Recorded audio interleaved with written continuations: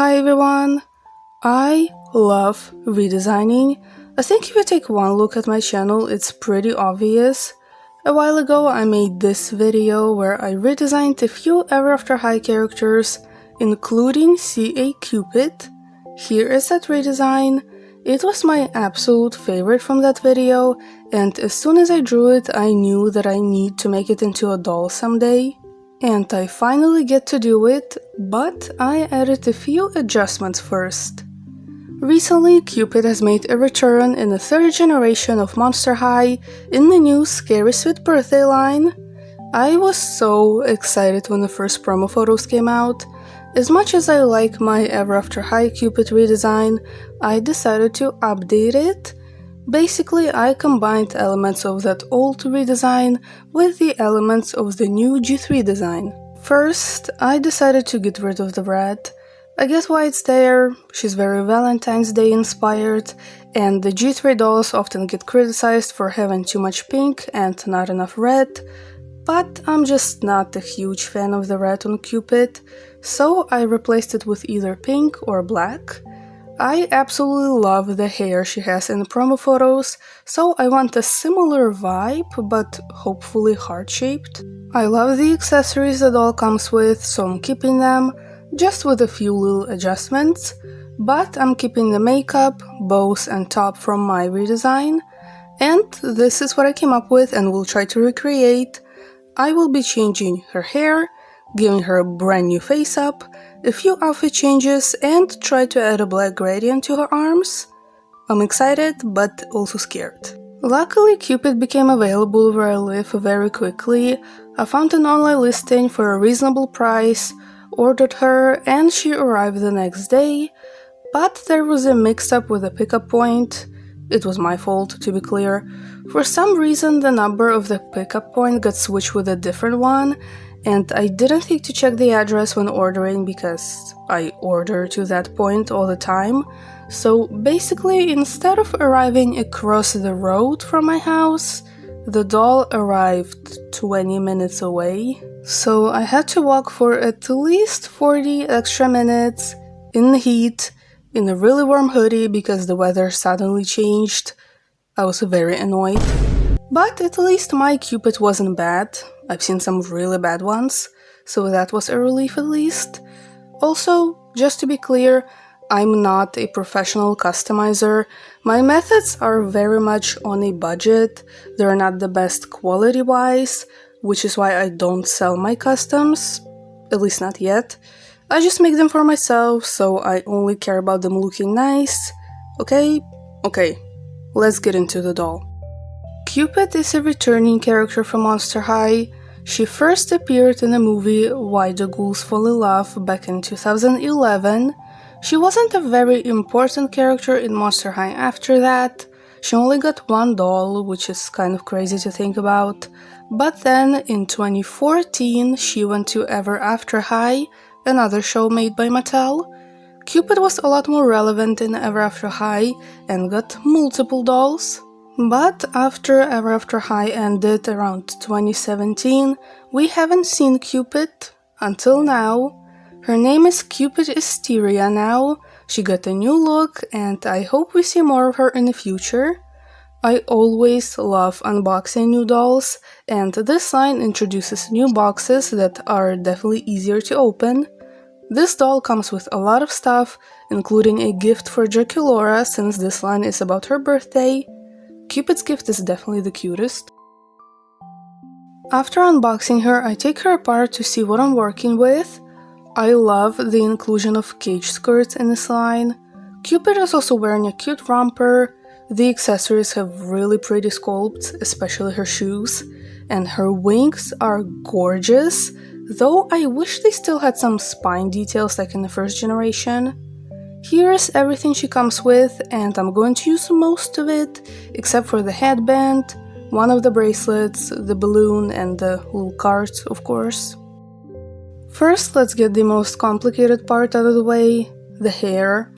I can't not mention this. Her box hair is a mess. I don't know what happened between this and this. It looks amazing on the promo photos. It elevated the whole design for me. But then we saw the in-person photos and yeah. Honestly, that made me like the overall design less. But at least my Cupid isn't completely horrible. I've seen some really busted ones, but I did my best to fix the hair. I'm not very good when it comes to curls, so take what I say with a grain of salt. I start by spraying the hair with water so it's easier to manage. Then I took it out of the ponytail, sectioned off 2 little pieces near her ears and tied them away, found the middle part and put it into 2 ponytails instead. And I brush it and detangle it as much as I can. I also bought curl cream for this. I've been told that can help. To curl the hair, I'm using foil. I'm following this tutorial by Pretty Dolls Please on TikTok. Basically, you take a section of hair, brush it out, wrap the foil around the ends, then wrap the hair around the foil, and once you are at the root, just secure the ends, and just do that to the rest of the hair. Usually people use straws for something like this, but I literally could not find them anywhere. Every store I went to only had paper straws, but this method also worked, so it's fine. I also decided to not boil the hair beforehand. I hope that the already curly texture would help. I don't know. I tried this method on my Laguna that I did previously boil, and this is how it turned out. Besides Cupid's hair, there are other quality control issues I've seen with her. Obviously there are misprints, but that's kind of the standard with these dolls. Someone got Cupid with different legs, and speaking of legs, the lace printing can be crooked as well. Oh, and for some reason she has really long forearms. Here it is compared to Laguna, who is taller than Cupid but somehow has shorter forearms. I don't know what's going on there. It really sucks that she has all these issues. I just hope that it gets better in later batches. But anyway, I did the same thing on the little side pieces. I forgot to film the bangs part, but I basically made a tube out of foil the same size I want the bangs to be, put curl cream into the bangs and wrapped them around the foil tube. Then I wrapped another piece of foil on top of that to secure it. I wanted to use a straw at least for the bangs, but the few pieces I have were way too big. Here's how everything looked all wrapped up. This was actually the silhouette that I wanted for the final hairstyle, so I was feeling hopeful. After that, I boiled the hair. I put the doll in a cup and pour hot water on the hair, making sure I got all of it, and just leave her there for 5 minutes.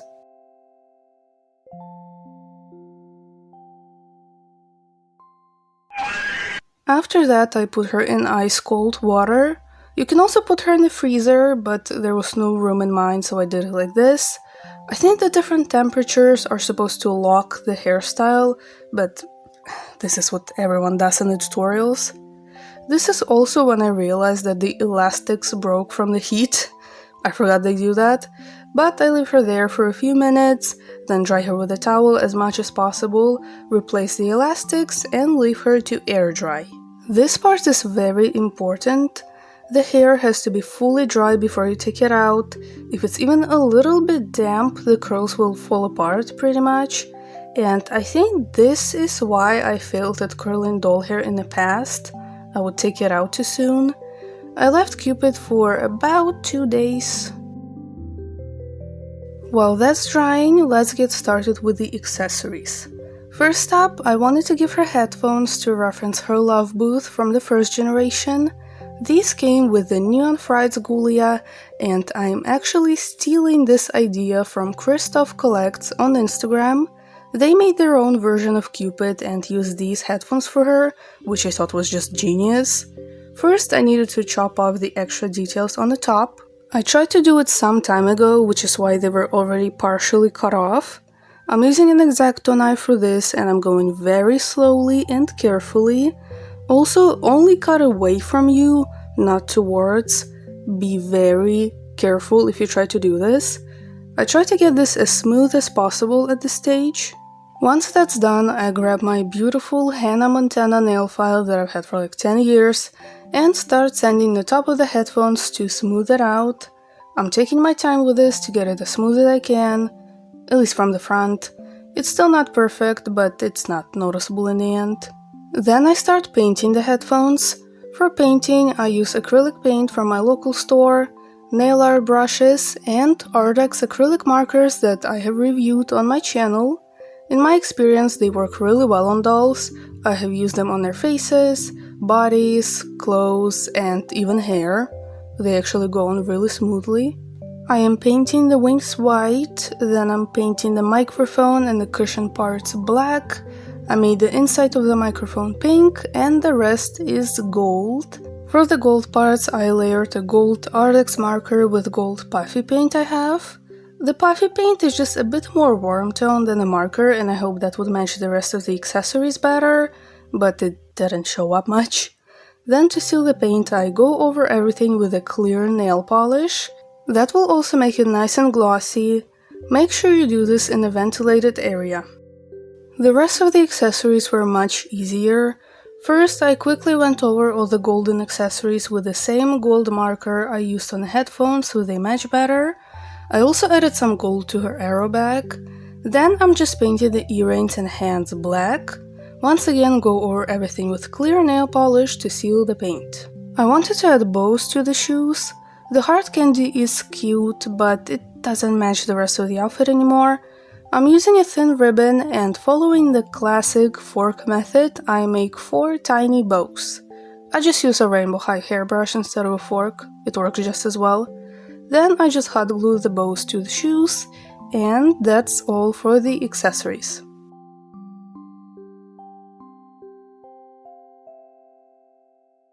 Moving on to clothing, first I have to rub this wildflower from LOL OMG. I'm taking away her corset and the lace ribbon. Sorry girl. A corset like this would be pretty easy to make, but the color and the glitter are just too perfect. I did have to shorten it though, it was a bit too big. Next I have to modify this romper that Cupid came with. I love the silhouette, but the sleeves have to go. I carefully cut them as close to the stitches as I can, and then hem the edges so it's nice and clean. Now the pattern just doesn't match, so I'm going to simply paint the romper in the colors I need. This method is quick, but it does make the fabric stiffer. If you want a higher quality piece, you can also just take the original piece apart by taking out the stitches, trace it to make a pattern, and sew it from scratch. But again, I make these dolls just for myself, so I don't mind if the fabric is a little stiff. I paint the bottoms black and the top white and then pink. I also added a pattern to it off camera. Then once it was dry, I sewed the same thin ribbon to the top as straps, and here is how it all looked. Good enough. I will later add the remaining 2 bows to the straps. Next, I wanted to add a gradient to her arms. I simply put some black paint in the wrist area, quickly wipe the brush, and then drag the paint up with a mostly clean brush. It doesn't look perfect in the end, but good enough for me. Also, the joints on the hands started rubbing off, which is kind of inevitable. I might switch her hands with the Scary Sweet Birthday Draculaura when I buy her, or just deal with it. Now moving on to my favorite part of the process, the face-up. On the face, I mostly use Ardex acrylic markers, they really come in handy here, and I'm referencing my artwork the whole time. Her new face is going to be very different. I wanted to give her a much softer look, kind of Rococo inspired, also inspired by these kind of heart face makeup looks. I sketched the heart shape off camera, and I'm filling it in with white paint. Ideally, you should remove the factory paint with acetone before painting the face, but I'm gonna be honest, I don't really like to do that. I usually end up smudging the paint and staining the face, so I just skip that step and paint over the factory face instead. I leave the factory eyes alone at first. I thought I might be able to incorporate them into the new face-up, but in the end I did paint over them. It helped with the placement though. Then I added blush.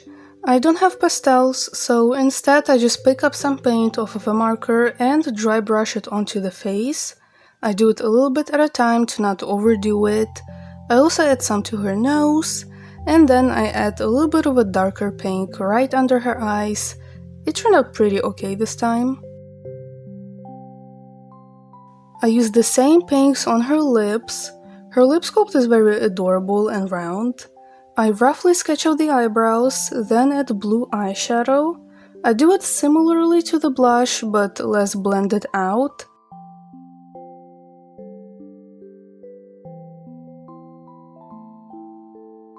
Then I add a slightly darker blue to her lid and under the eyes. At this point I'm trying to reshape the eyes to match the artwork. I give my design more downturned eyes.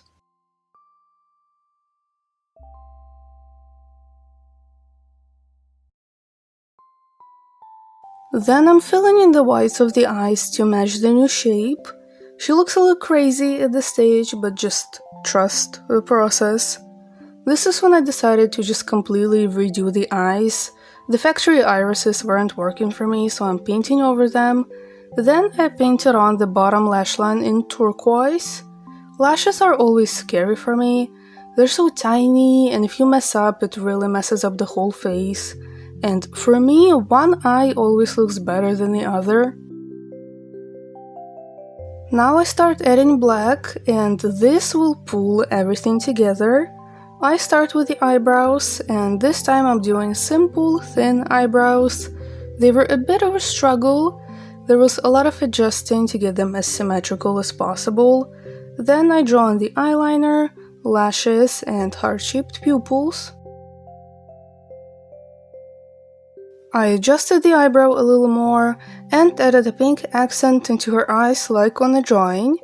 Then it was just a matter of adding tiny beauty marks, highlights in the eyes, and at the very end I added some white around the bottom lashes so they stand out more. I felt like they were blending into the face. Then off camera I put clear nail polish on the eyes and the lips, and here is the new face. Now it's been 2 days, the hair is dry, and it's time for the final step, actually styling the hair. I was so scared. I did this gradually, one strand at a time. I take it out, trim it, shape it, spray it in place, repeat. Well, at least that's how the first few pieces went. I quickly ran out of hairspray, so then I started just securing the hair in place with pins. Then later I bought more hairspray and sprayed the hell out of everything. I also forgot to mention before that I made a separate Instagram account for my dolls, so you can follow me there if you're interested in that. And I've been doing a lot of customs this past month. I made Howleen, Operetta, Elizabeth, Kirsty, Viperine, and most recently Skelita. I am particularly proud of Skelita because she was very out of my comfort zone. I mean, I had to re-sculpt her body. There are other characters that I want to make, but we'll see how that goes. Maybe I'll make videos out of that too. But back to Cupid. In the end, the hairstyle isn't the cleanest. The general shape is okay, but if you look closely, there are flyaways and some curls aren't very defined. I did my best to trim the extra hair off. The bangs and side pieces were okay though. I like styling doll hair, but I'm a lot better with straight hair. Curly hair is hard, plus with Monster High, if the doll comes with curls, they are usually a mess out of the box. They really need to work on that. But now that the hair is done, it is finally time to put the doll together. I did try some things on her in the process just to see how it looks so far, but it's a completely different thing to finally see it all together. The headphones aren't a perfect fit, unfortunately. Turns out they are specifically fitted for Gulia's face sculpt, so they sit a little weird in the end, but it's okay. It made me so happy to see the design slowly come together, to see my vision come to life. She might be my current favorite doll.